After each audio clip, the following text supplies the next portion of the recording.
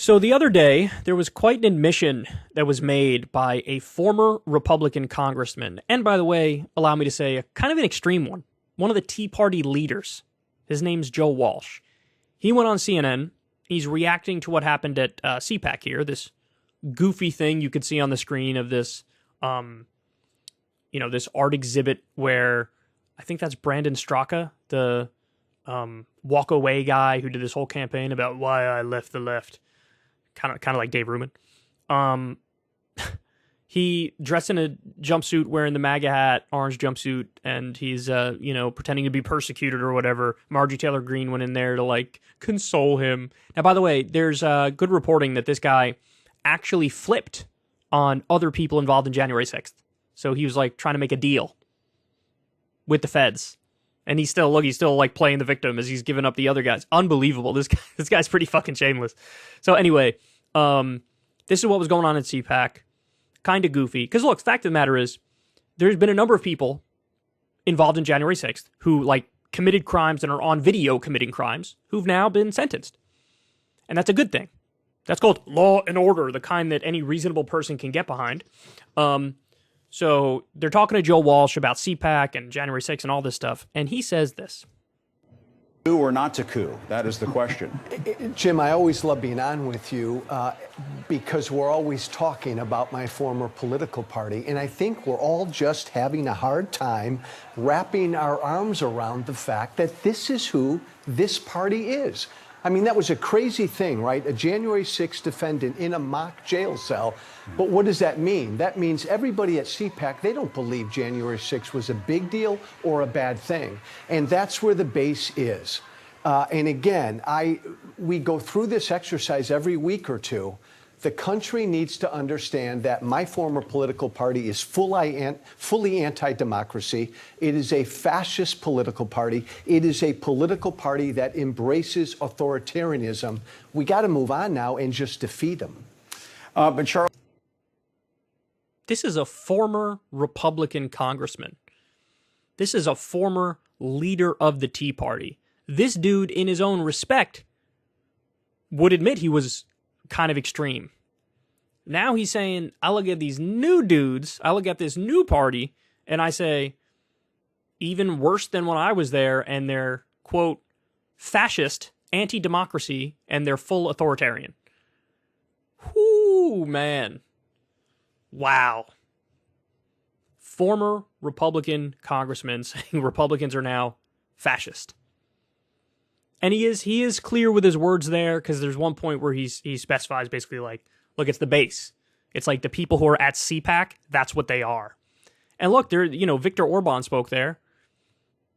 Viktor Orban has a very sketchy record and is quite fascist in his own respect, and that is not hyperbole on my part. That is not hyperbole. Go read about Viktor Orban, and you'll see exactly what I'm talking about, and some of his old quotes in particular. So, I mean, that's something, isn't it? That's something. I don't know. I'm trying to think of other Republicans, former Republican congresspeople or senators or whatever, who would admit that, who would say this. And I don't know. I'm kind of blanking. I don't think any former Republican congressperson has said this. I mean, you've had criticisms, right? Like, Dick Cheney or George W. Bush, who, by the way, are horrendous war criminals. They've criticized the Trump wing of the Republican Party, and their argument is like, specifically about January 6th, and like, oh, this went too far, and this is not right. But I've never heard they're fascists. I've never heard that from a former elected Republican. And by the way, it wasn't even that long ago. He was in the Obama era. He was in office. So, well, let's do the old-fashioned investigation here. So this is the Wikipedia entry for fascism. Fascism is a far-right, authoritarian, ultra-nationalist political ideology, philosophy, and movement. All right, so let's go through here. We're talking about the Republican base, the types who are at CPAC. Fascism is far-right, check. Authoritarian, check. By the way, authoritarian, let's see, 157 elected Republicans voting against gay marriage. 195 voting against the right to contraception. Celebrating the overturning of Roe versus Wade, which was the codified right to choose for decades. Definitely authoritarian. No doubt about it. None whatsoever. Trump saying the other day drug dealers should be executed. definitely authoritarian. Now, the asterisk is, I think 70% of the country wants to legalize marijuana. So again, this is like specifically the base of the Republican Party, the CPAC types. Far right, check. Authoritarian, check. Ultranationalist, check. Characterized by a dictatorial leader. That's an easy one. Check. Right? I guess you could say the ones who fled Trump, no. Right? But the ones who are still with him, yes. Centralized autocracy, check.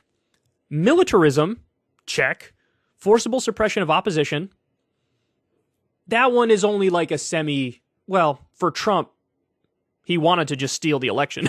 I mean, he didn't succeed, but he clearly wanted to steal the election, and his intent was to steal the election, and the people who were the true believers wanted to do that. But look, to be fair on that point, even like the people who were publicly pro-Trump, like Pompeo and Milley, behind the scenes, they were trying desperately to get the peaceful transition of power through. So that will give a 50-50 answer on.